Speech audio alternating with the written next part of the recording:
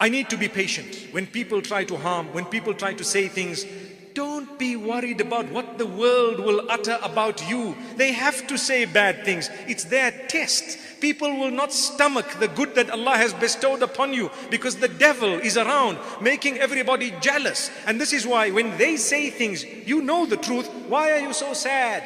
Learn a lesson from this. You cannot block the mouths of the people. You know, the internet today is open and free for all. You cannot block it. People will say what they want.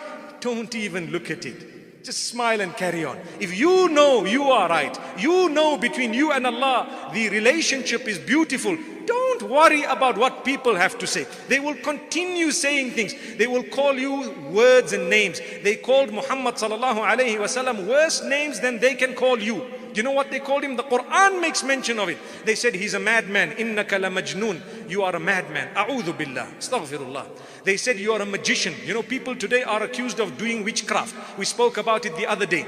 It's simple for someone to say, you know, my mother-in-law, she engages in witchcraft. Watch out. That statement is dangerous.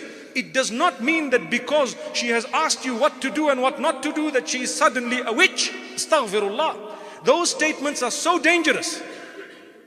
They will probably be in paradise before you, because that statement and the hurt of it is really tremendous. So they told the same thing to Muhammad sallallahu alaihi wasallam. They called him a magician. They called him a madman.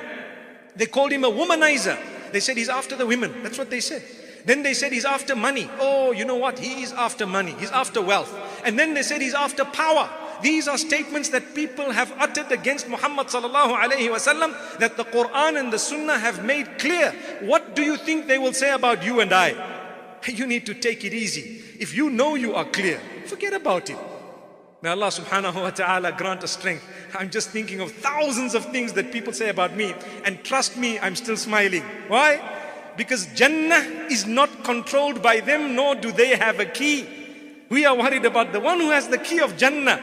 Be in good terms with him. When you go, the doors will be open. The angels will greet you with Salamun alaykum, and that day you can walk.